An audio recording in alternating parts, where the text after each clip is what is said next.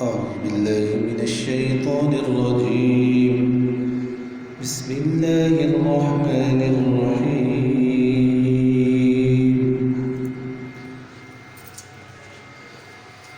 لا أقسم بيوم القيامة ولا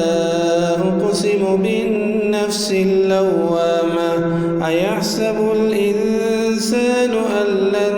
نجمع عظامه بلى قادرين على أن نسوي بنانه بل يريد الإنسان ليفجر أمامه ويسأل أيان يوم القيامة فإذا برق البصر وخسف القمر وجمع الشمس والقمر يقول الإنسان يومئذ أين المفر كلا لا وزر إلى ربك يومئذ المستقر ينبأ الإنسان يومئذ بما قدم وأخر بل الإنسان على نفسه بصيرة ولو ألقى معاذيره لا تحرك به لسانك لتعجل به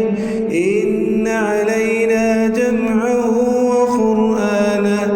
فإذا قرأناه فاتبع قرآنه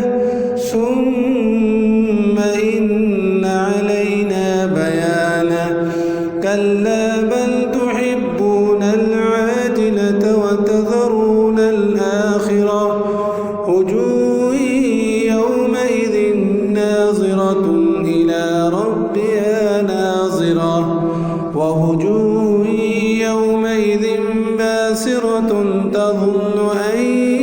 يفعل بها فاقرة كلا إذا بلغت التراقي وقيل من راق وظن أنه الفراق والتفت الساق بالساق إلى ربك يومئذ المساق فلا صدق ولا صلى ولكن كذب وتولى